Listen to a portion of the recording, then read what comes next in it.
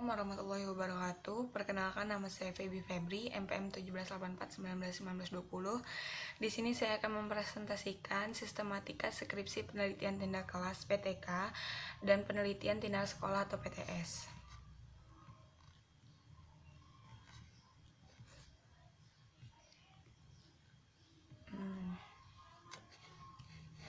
Jadi, penelitian adalah proses pemecahan masalah yang dilakukan secara sistematis, empiris, dan terkontrol. Jenis penelitian yang sering dilakukan di lingkungan sekolah adalah penelitian tindak sekolah (PTS) dan penelitian tindak kelas atau PTK.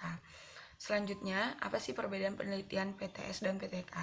Jadi, penelitian tindak sekolah adalah upaya untuk meningkatkan kinerja sistem pendidikan dan mengembangkan manajemen sekolah agar menjadi lebih produktif, efektif, dan efisien. Sedangkan penelitian tindak kelas (PTK) dapat dilakukan bagi guru dalam upaya meningkatkan mutu pembelajaran secara efektif. Selanjutnya, skripsi hasil penelitian tindak sekolah dan tindak kelas ini adalah contoh untuk penulisannya. Ada halaman sampul, halaman logo, halaman judul. Teman-teman di sini bisa baca sendiri ya. Terus ada sistem penulisannya itu bab 1 yang memuat tentang latar belakang, identifikasi, batasan, rumusan, tujuan, dan hasil kegiatan. Sedangkan bab 2 itu kajian teori, kerangka berpikir, dan hipotesis tindakan. Sedangkan untuk bab 3 yaitu memuat tentang metodologi penelitian yang mencakup metodologi penelitian, prosedur penelitian, setting penelitian, subjek penelitian, variabel penelitian atau faktor-faktor yang diteliti, instrumen penelitian, teknik pengumpulan data, indikator tindakan, teknik analisis data.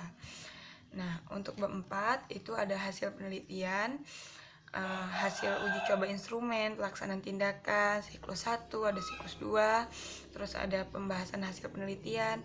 Sedangkan bab 5 itu ada kesimpulan dan saran. Terus untuk lampiran ada riwayat hidup dan lampiran-lampiran.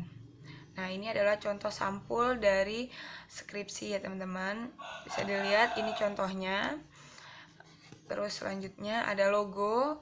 Ini untuk logo yang sekarang kita pakai yaitu Universitas Muhammadiyah Kota Bumi dengan berdiameter 5 inci.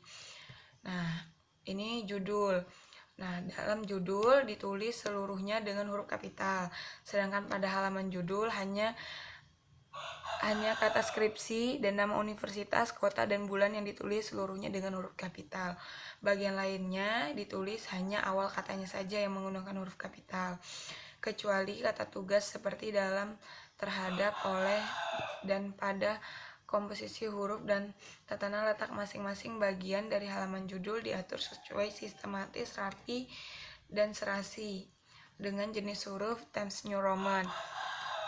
Nah, ini ada lembar persetujuan pembimbing yang berisi bahwa skripsi telah memenuhi syarat dan disetujui oleh pembimbing. Selanjutnya, lembar pengesahan penguji ini ya teman-teman, lembar ini berisi pernyataan bahwa skripsi telah dipertahankan di depan Dewan Penguji, tanggal ujian, dan pengesahan ketua universitas. Selanjutnya ada moto dan persembahan. Ini keduanya bersifat tidak wajib. Jikapun ada boleh ditulis tetapi tidak boleh lebih dari 1 halaman. Nah, ada pula abstrak yang merupakan uraian singkat dan lengkap dari skripsi. Abstrak biasanya berisi tentang masalah penelitian, tujuan penelitian, metode penelitian. Selanjutnya, ini adalah daftar isi dan ini daftar tabel kalau ada tabel. Ini referensinya saya ambil dari pedoman penulisan karya tulis ilmiah yang disusun oleh Dr. Sumarno selaku Rektor Universitas Muhammadiyah. Nah, untuk bab 1 itu berisi tentang latar belakang, identifikasi, pembatasan masalah, perumusan masalah, dan tujuan. Sedangkan latar belakang adalah berisi tentang kesenjangan antara harapan dan kenyataan, baik kesenjangan teoritik maupun kesenjangan praktik. Sedangkan identifikasi berisi tentang masalah yang timbul sehubungan dengan penelitian. Nah, untuk pembahasan adanya keterbatasan kemampuan, waktu, tenaga, dan biaya yang dilakukan peneliti demi kecermatan dan ketuntasan pembahasan.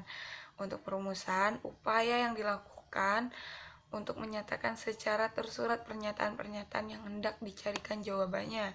Sedangkan tujuan adalah kegunaan penelitian baik secara teoritis maupun secara praktis. Nah, untuk bab 2 yaitu kajian teoritis, kerangka berpikir, dan hipotesis. Kajian teoritis atau pusat juga berfungsi sebagai landasan teoritis dalam menganalisis hasil penelitian. Sedangkan kerangka berpikir merupakan model konseptual tentang hubungan teori dan berbagai faktor yang telah diidentifikasi sebagai masalah yang sangat penting. Sedangkan hipotesis merupakan jawaban sementara atas masalah yang diajukan peneliti secara teoritis dianggap paling mungkin dan paling tinggi tingkat kebenarannya. Selanjutnya ada bab 3 yaitu metodologi penelitian. Yang pertama, metodologi penelitian berisi tentang penjelasan penelitian yang dilakukan ditinjau dari tujuan dan sifat. Ada pula populasi sampel dan teknik sampling. Tempat digunakan jika penelitian dilakukan mengambil sampel sebagai subjek penelitian. Sedangkan instrumen adalah untuk mengukur variabel yang diteliti. Sesudah itu barulah dipaparkan prosedur pengembangan instrumen. Ada teknik pengumpulan, ada teknik analisis yang digunakan serta langkah-langkah analisis pada penelitian. Sedangkan untuk bab 4 adalah hasil penelitian dan pembahasan. Hasil penelitian lazim digunakan untuk penelitian kuantitatif termasuk PTK dan PTS, dan temuan untuk penelitian kualitatif. Pada bagian ini laporan deskripsi data temuan penelitian. Sedangkan pembahasan hasil penelitian memaparkan dan menginterpretasikan hasil tersebut dikaitkan dengan dasar teoritik. Ada bab 5 yaitu ada kesimpulan dan saran. Kesimpulan disajikan pemaknaan penafsiran penelitian terhadap analisis hasil penelitian yang harus diingat. Simpulan berdasarkan dengan ringkasan atau rangkuman simpulan bersifat konseptual. Sedangkan saran atau rekomendasi bersifat tidak wajib. Jika ada saran atau rekomendasi harus sumber pada simpulan penelitian.